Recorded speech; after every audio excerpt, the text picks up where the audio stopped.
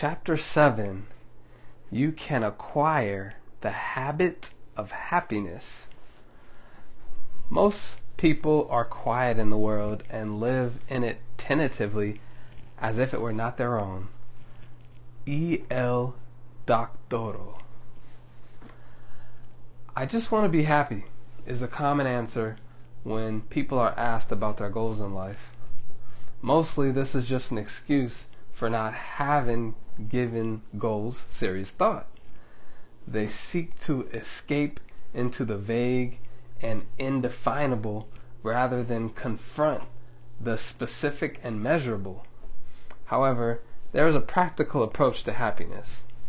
In this chapter, I will discuss the subject of happiness not from a philosophical but from a medical standpoint. Dr. John A. Schindler's definition of happiness is a state of mind in which our thinking is pleasant a good share of the time. From a medical standpoint and also from an ethical standpoint, I do not believe that simple definition can be improved upon. It is what we are talking about in this chapter. Happiness is good medicine. Happiness is native to the human mind and its physical machine. We think better, perform better, feel better, and are healthier when we are happy. Even our sense organs work better. Russian psychologist Kekchev tested people when they were thinking pleasant and unpleasant thoughts. He found that when thinking pleasant thoughts, they could see, taste, smell, and hear better, and they could detect finer differences in touch. Dr. William Bates proved that eyesight improves immediately when an individual is thinking pleasant thoughts or visualizing pleasant scenes. Psychosomatic medicine has proved that our stomachs, liver, heart, and all our internal organs function better when we are happy. Medical traditionalists previously resistant to admitting direct connection between improving state of mind and curing illness were swayed by the publisher of the Saturday Evening Post, Norman Cousins' now famous battle with cancer, in which he made use of humor therapy sessions, including viewing videotapes of the Three Stooges and Buster Keaton in his hospital room. Mr. Cousins' remarkable and instructive experiences are detailed in his book, Anatomy of an Illness. Dr. Bernie Siegel has done outstanding work in the area of happiness therapy, and I suggest reading his books or hearing him lecture if the opportunity arises. Dr. Schindler has said that unhappiness is the sole cause of all psychosomatic ills, and that happiness is the only cure. The very word disease means a state of unhappiness, dis-ease. Misconceptions about happiness. Happiness is not something that is earned or deserved. Happiness is not a moral issue, any more than the circulation of the blood is a moral issue. Both are necessary to health and well-being. Happiness is simply a state of mind in which our thinking is pleasant a good share of the time. If you wait until you, quote, deserve to think pleasant thoughts, you are likely to think unpleasant thoughts concerning your own unworthiness. Happiness is not the reward of virtue, said Spinoza, but virtue itself. Nor do we delight in happiness because we restrain our lusts, but, on the contrary, we delight in it, therefore are able to restrain them. The pursuit of happiness is not selfish. Many sincere people are deterred from seeking happiness because they feel that it will be selfish or wrong. Unselfishness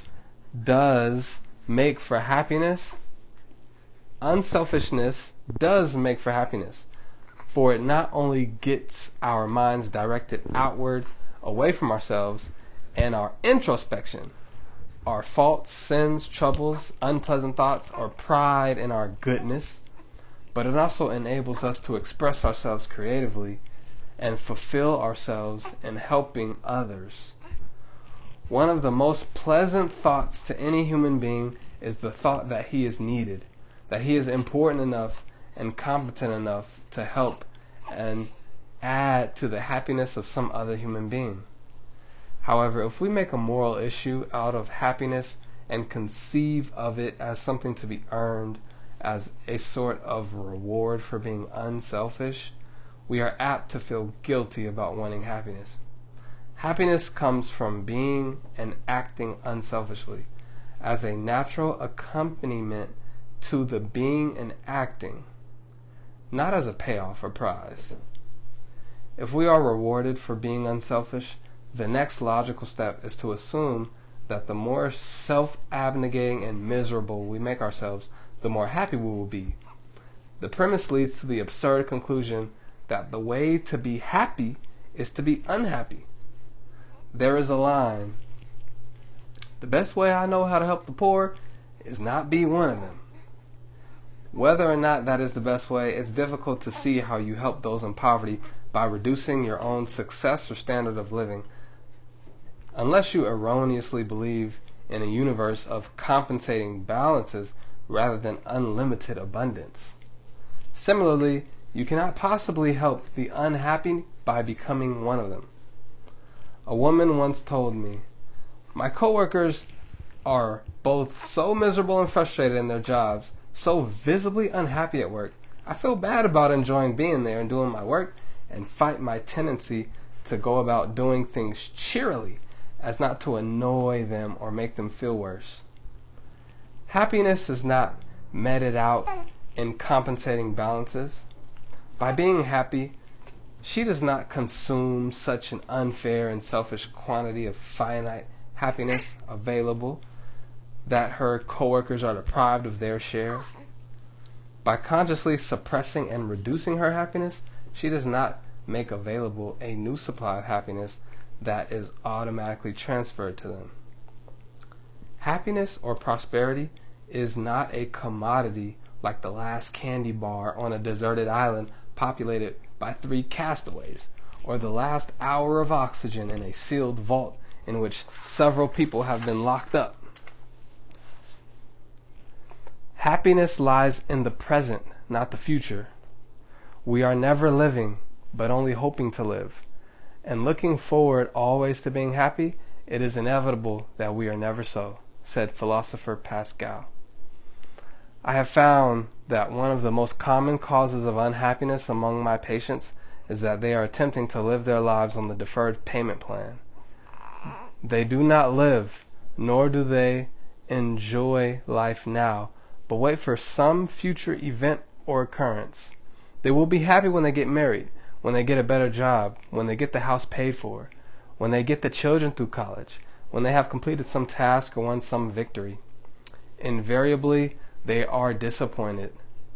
Happiness is a mental habit, a mental attitude, and if it is not learned and practiced in the present, it is never experienced. It cannot be made contingent on solving some external problem. When one problem is solved, another appears to take its place. Life is a series of problems. If you are happy at all, you must be happy, period. Not happy because of.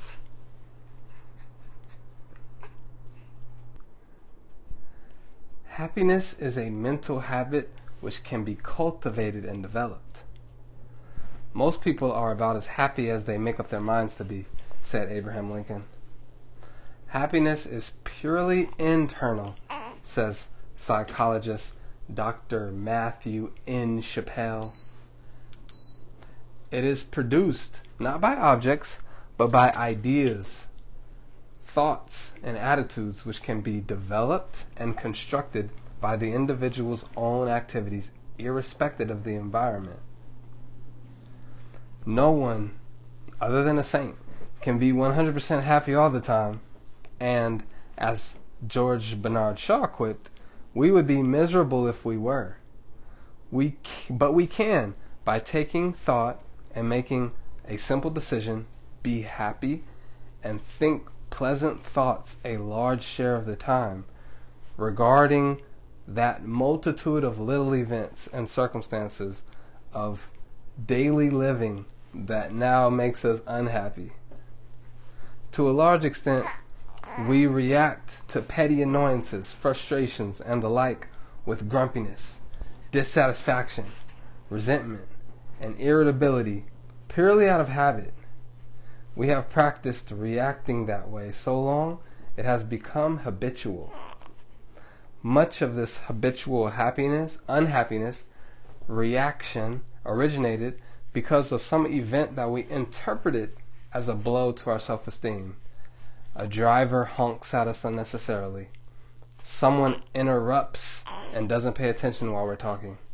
Someone doesn't come through for us as we think she should. Even impersonal events can be interpreted and reacted to as affronts to our self-esteem. The bus we wanted to catch had to be late. It had to go in rain when we wanted to play golf. Traffic had to get into a snarl just when we needed to catch the plane.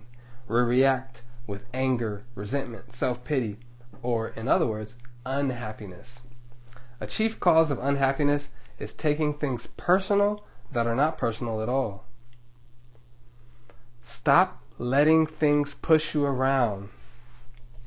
The best cure I have found for this sort of thing is to use unhappiness's own weapon, self-esteem. Have you ever been to a TV show and seen the master of ceremonies manipulate the audience? I asked the patient. He brings out a sign that says, applause, and everyone applauds. He brings out another sign that says, laughter, and everybody laughs. They act like sheep, as if they were slaves, and meekly react as they are told to react. You are acting the same way. You are letting outward events and other people dictate to you how you shall feel and how you shall react.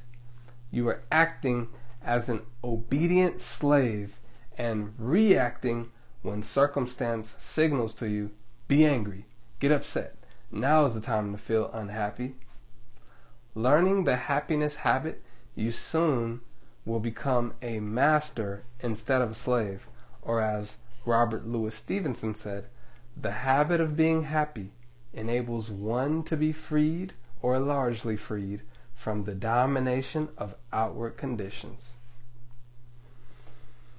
Your opinion can add to unhappy events.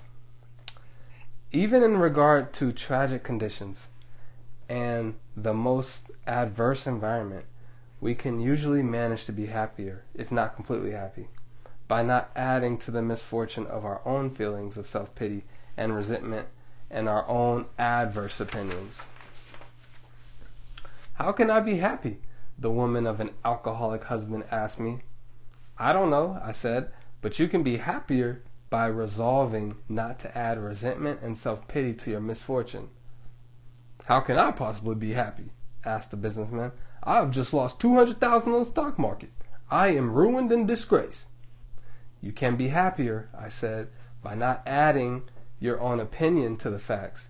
It is a fact that you lost $200,000. It is your opinion that you are ruined and disgraced. I then suggested that he memorize a saying of Epictetus, which has always been a favorite of mine. Men are disturbed, said the sage, not by the things that happen, but by their opinion of the things that happened. Happiness versus unhappiness equals facts versus opinions. When I announced that I wanted to be a doctor, I was told that this could not be because my folks had no money. It was a fact that my mother had no money.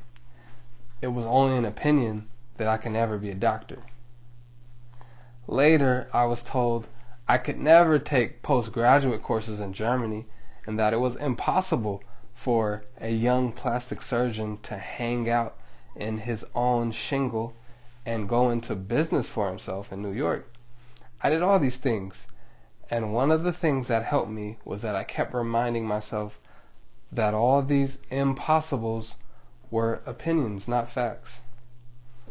I not only managed to reach my goals, but I was happy in the process. Even when I had to pawn my overcoat to buy medical books and do without lunch in order to purchase cadavers. I was in love with a beautiful girl. She married someone else. These were facts. But I kept reminding myself that it was merely my opinion that this was a catastrophe and that life was not worth living. I not only got over it, but it turned out it was one of the luckiest things that ever happened to me.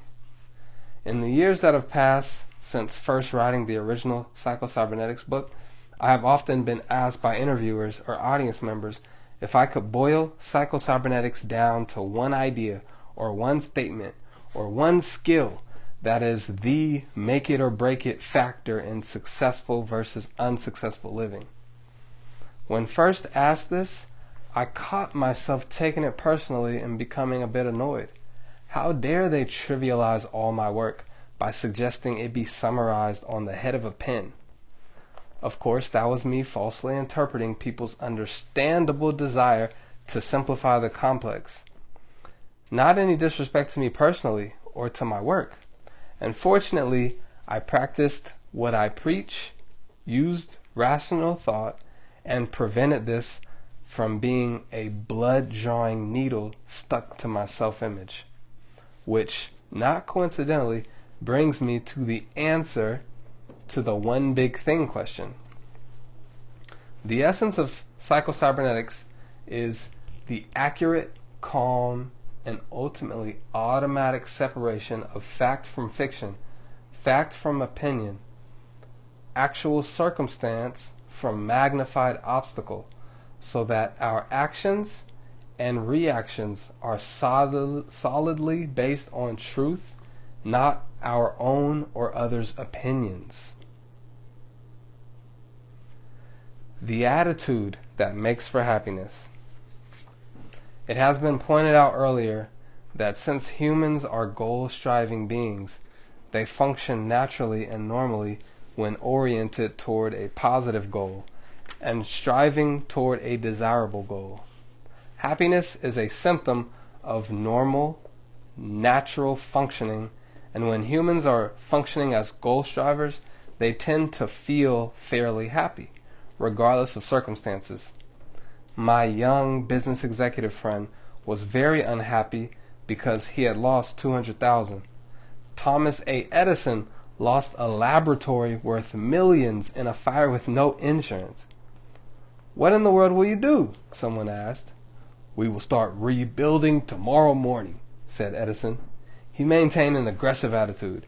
He was still goal-oriented despite his misfortune. And not only did he maintain an aggressive goal-striving attitude, it is a good bet that he was never very unhappy about his loss. Looking back on my own life, I can see that some of the happiest years were those when I was a struggling medical student, living from hand to mouth in my early days of practice. Many times I was hungry. I was cold and ill-clad. I worked hard, a minimum of about 12 hours a day. Many times I did not know from month to month where the money was coming from to pay my rent. But I did have a goal. I had a consuming desire to reach it and a determined persistence that kept me working toward it. I related all this to the young business executive and suggested that the real cause of his unhappy feeling was not that he had lost $200,000, but that he had lost his goal. He had lost his aggressive attitude and was yielding passively rather than reacting aggressively.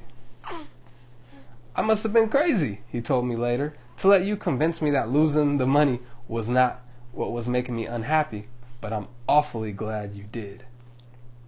He stopped moaning about his misfortune, faced about, got himself another goal, and started working toward it. Within 5 years, he not only had made more money than ever before in his life, but for the first time, he was in a business that he actually enjoyed. Prescription. Form the habit of reacting aggressively and positively toward threats and problems. Form the habit of keeping goal-oriented all the time, regardless of what happens.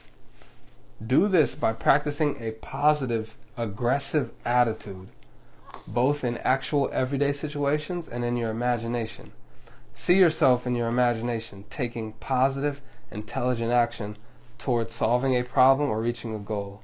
See yourself reacting to threats, not by running away or evading them, but by meeting them, dealing with them, grappling with them in an aggressive and intelligent manner. Most people are brave only in the dangers to which they accustom themselves, either in imagination or practice, said Bulwer Lytton, the English novelist. Take responsibility for your own happiness. The idea that happiness, or keeping one's thoughts pleasant most of the time, can be deliberately and systematically cultivated by practicing in a more or less cold-blooded manner strikes many of my patients as rather incredible, if not ludicrous, when I first suggest it. Yet, experience has shown not only that this can be done, but that it is about the only way that happiness can be cultivated. In the first place, happiness isn't something that happens to you. It is something you do yourself and determine. If you wait for happiness to catch up with you, just happen, or be brought to you by others, you are likely to have a long wait. No one can decide what your thoughts shall be but yourself. If you wait until circumstances justify your thinking pleasant thoughts, you are also likely to wait forever. Every day is a mixture of good and evil. No day or circumstance is completely 100% good. The elements and facts in the world and in our personal lives at all times can justify either a pessimistic and grumpy outlook or an optimistic and happy outlook, depending on our choice. It is largely a matter of selection, attention, and decision. Nor is it a matter of being intellectually honest or dishonest. Good is just as real as evil. It is merely a matter of what we choose to give primary attention to and what thoughts we hold in the mind. In the charming David Mamet film State and Main, released in early 2001, a young woman with a happy outlook is engaged in conversation with a writer from the city, somewhat bemused by her small town life. "You make your own fun?" he asked. "It is only fun if you make it," she patiently explains. "If someone else does it for you, it is entertainment."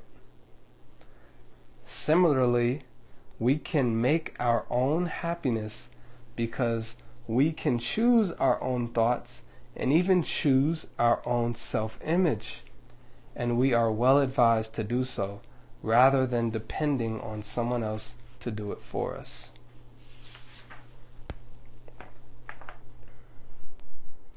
A salesman who needed surgery on his thoughts rather than his nose. In my book, For My Colleagues, New Faces, New Futures, published back in 1936, I included a case history about a salesman named Arthur Williams who was involved in an automobile accident while traveling in his New England sales territory. A country doctor took care of him and patched up his severely broken nose. When the bandages were removed, his nose had reset in a very distorted manner.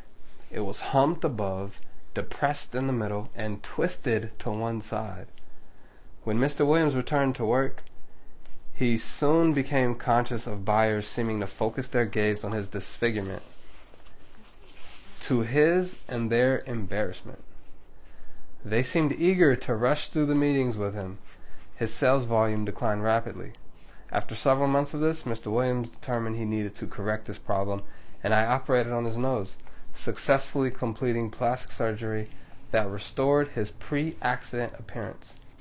It should come as no surprise that his self-confidence returned and a natural upturn in his sales followed as day to night. Arthur Williams had a legitimate physical disfigurement, not exaggerated by his own negative imagination. He accurately assessed others' reactions to it and, in my opinion, acted accordingly in seeking reconstructive and cosmetic surgery. However, for every Arthur Williams, there are 100 men and women who suffer similarly, not because of others' actual reactions to them, but because of their own negative imaginings. Robert Benjamin gave himself Arthur Williams' problem not in an auto accident, but in his own self-image. A young salesman, Dr. Benjamin, had made up in his mind to quit his job when he consulted me about an operation on his nose. His nose was slightly larger than normal, but certainly not repulsive, as he insisted. He felt that prospects were secretly laughing at his nose or repulsed because of it. It was a fact that he had a large nose. It was a fact that 3 customers had called in to complain of his rude and hostile behavior. It was a fact that his boss had placed him on probation and he hadn't made a sale in 2 weeks. Instead of an operation on his nose, I suggested he perform surgery on his own thinking. For 21 days, he was to cut out all these negative thoughts. He was to completely ignore all the negative and unpleasant facts in his situation, and deliberately focus his attention upon pleasant thoughts. We agreed on some specific visualizations and affirmations. Quite honestly, I know that he agreed to the experiment with little belief it would alter anything. He was pacifying me in order to schedule the surgery he wanted. It is interesting that a person does not necessarily have to believe in the efficacy of Psycho-Cybernetics in order to test out its concepts and find them useful. At the end of the 21 days, Mr. Benjamin not only felt better, but he found that prospects and customers had become much more friendly, his sales were steadily increasing, and his boss had publicly congratulated him in a sales meeting. He decided to postpone his nose surgery. Pattern interrupt. In her book, Success is an Inside Job, motivational speaker Lee Miltier describes this interesting technique. When your actions or performance does not meet your expectations, don't belittle yourself with negative self-talk. You must replace those images of yourself that do not create value in your life and which you do not want to continue. As an example, how many times have you caught yourself saying, "I am always late"? Now think about what you're programming yourself to be. Late. In the future, instead of reinforcing the unwanted habit, say to yourself, "Cancel. That's not like me. Next time, I'll." Then you want to follow up immediately with statements to imprint a new program.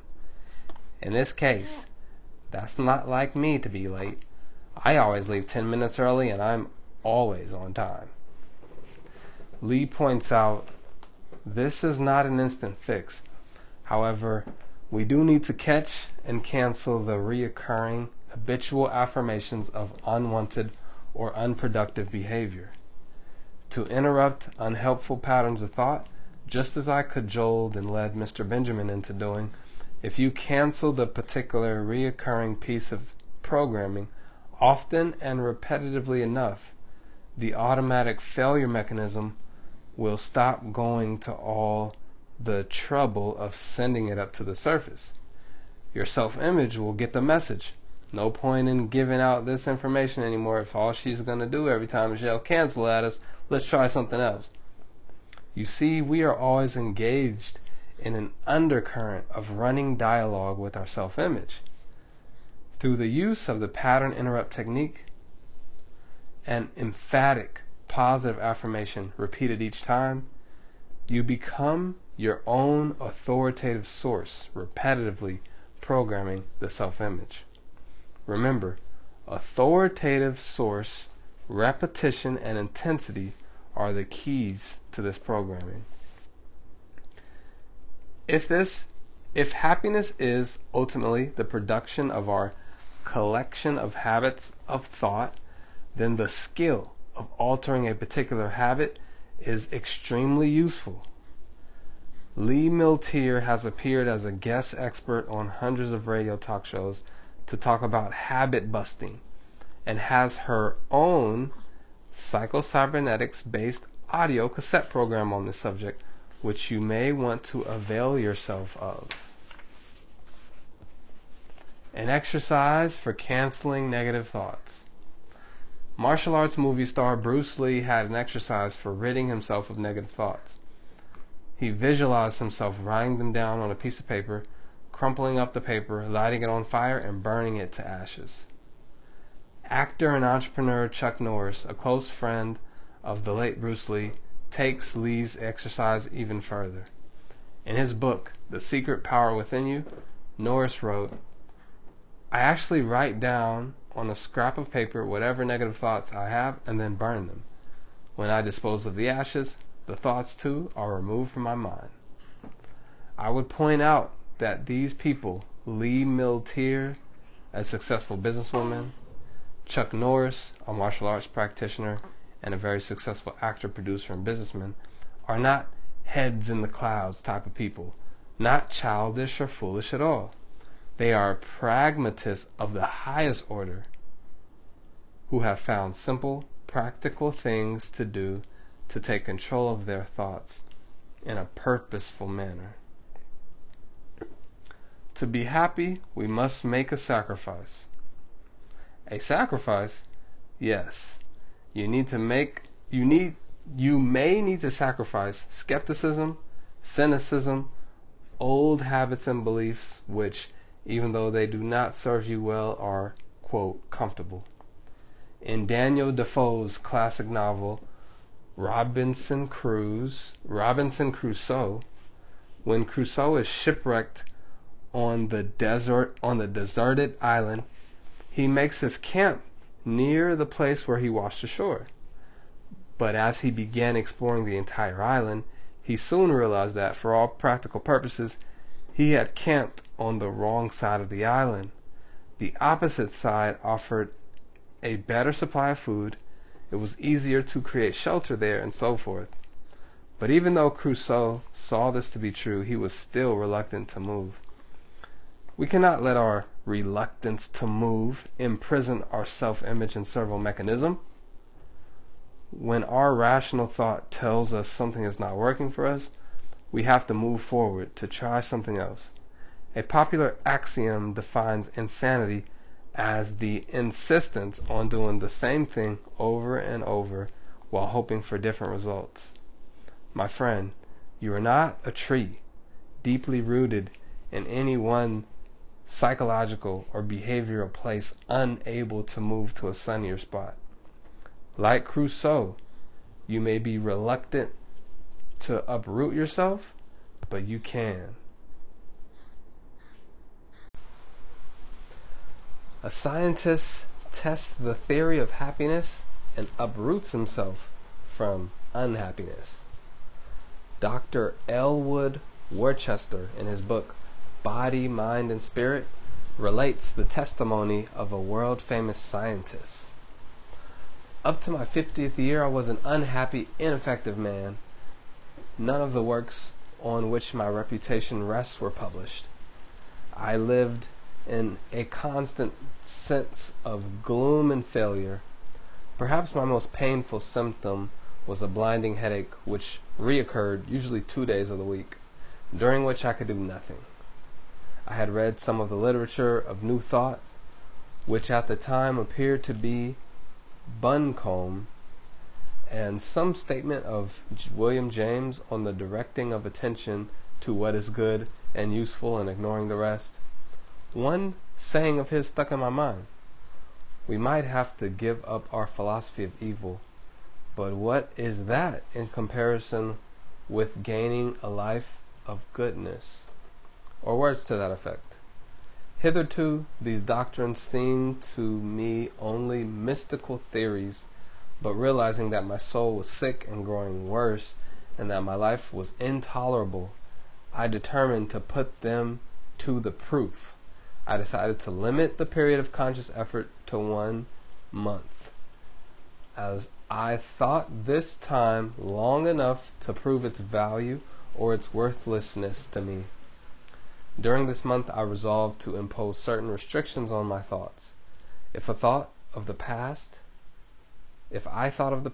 I would try to let my mind dwell only on its happy, pleasing incidents, the bright days of my childhood, the inspiration of my teachers, and the slow revelation of my life work. In thinking of the present, I would deliberately turn my attention to its desirable elements, my home, the opportunities my solitude gave me to work, and so on. I resolved to make the utmost use of these opportunities and to ignore the fact that they seemed to lead to nothing. In thinking of the future, I determined to regard every worthy and possible ambition as within my grasp. Ridiculous as it seemed at the time, in view of what has come to me since, I see that the only defect of my plan was that it aimed too low and did not include enough. He then tells how his headaches ceased within 1 week and how he felt happier and better than ever before in his life. But he adds, the outward change in my life resulting from my change of thought have surprised me more than the inward changes. Yet they spring from the latter.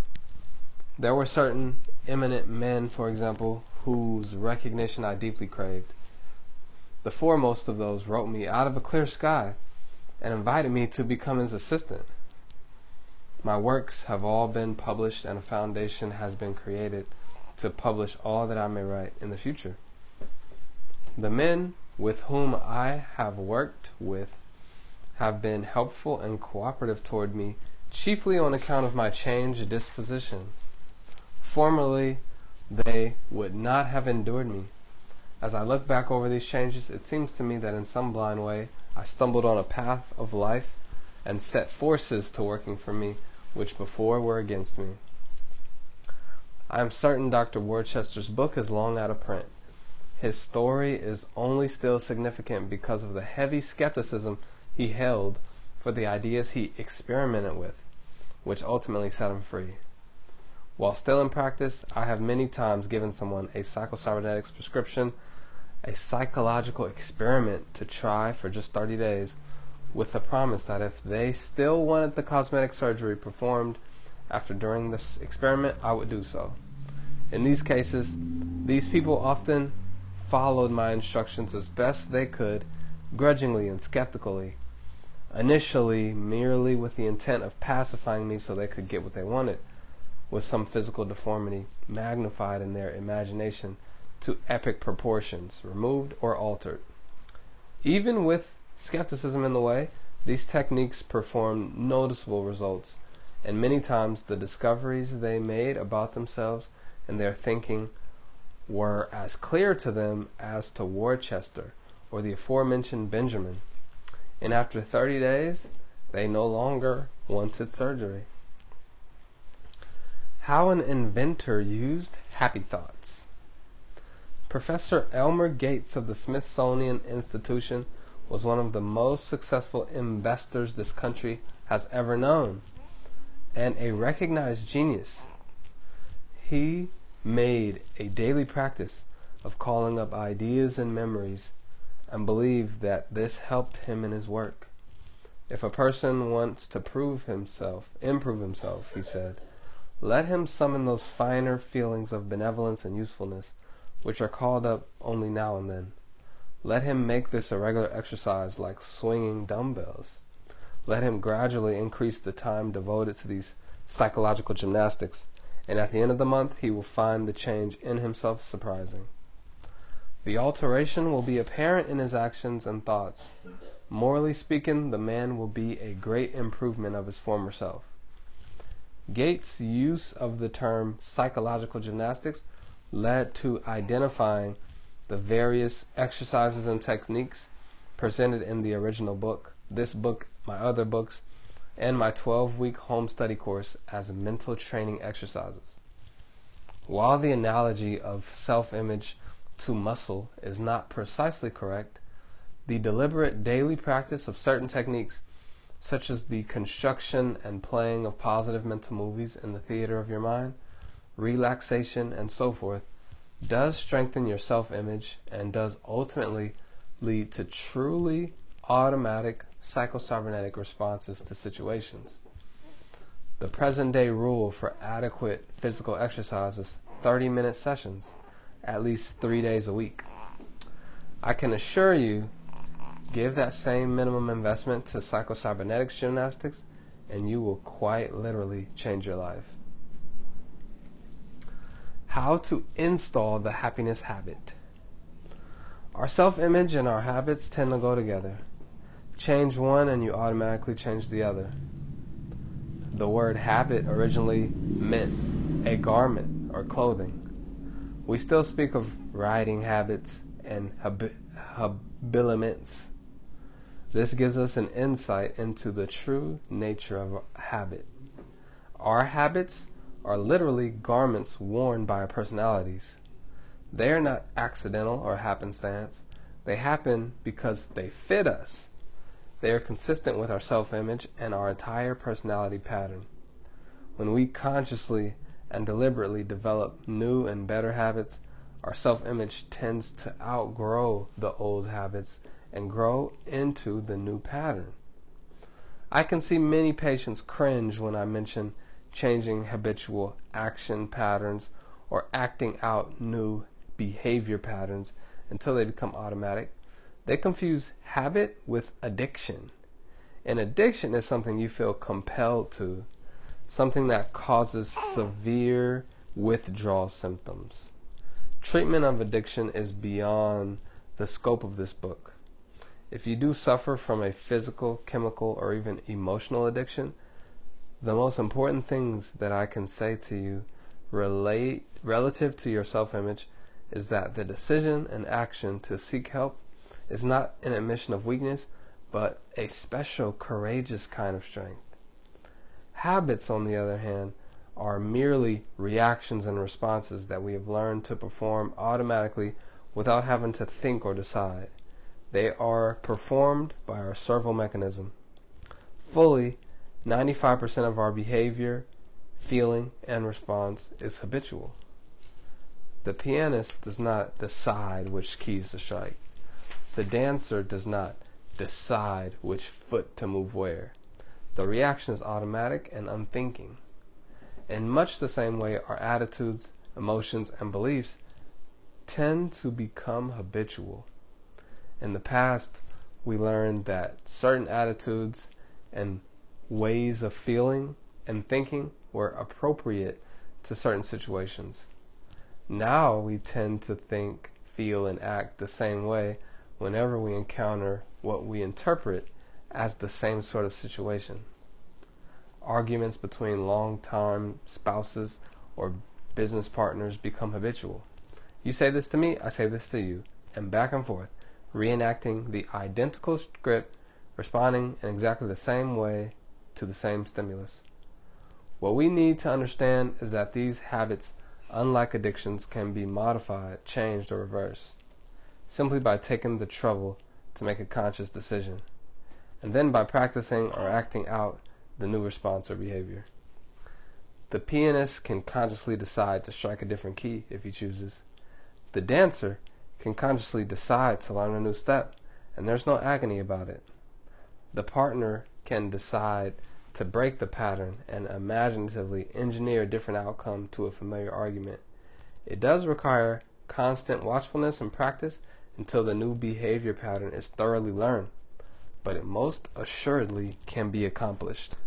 Mental training exercise.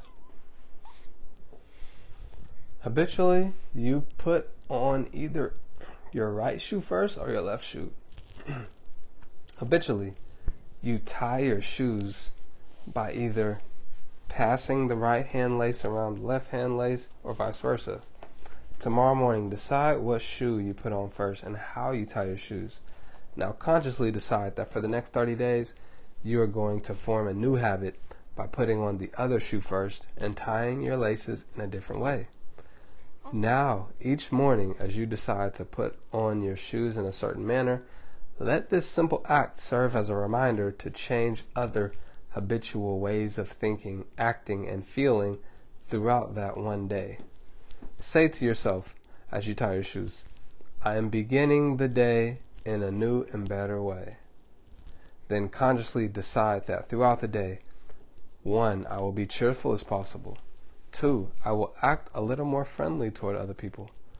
3. I'm going to be a little less critical and a little more tolerant of other people, their faults, failings, and mistakes. I will place the best possible interpretations on their actions. 4. Insofar as possible, I am going to act as if success were inevitable, and I am already the sort of personality I want to be. I will practice acting like and feeling like this new personality. 5. I will not let my own opinion color facts in a pessimistic or negative way. 6. I will practice smiling at least 3 times during the day. 7. Regardless of what happens, I will react calmly and intelligently as possible. 8. I will ignore completely and close my mind to all those pessimistic and negative facts that I can do nothing to change. Simple? Yes. But each of these habitual ways of acting, feeling, and thinking has beneficial and constructive influence on your self-image. Act them out for 30 days. Experience them and see if worry, guilt, hostility have not been diminished and if confidence has not been increased.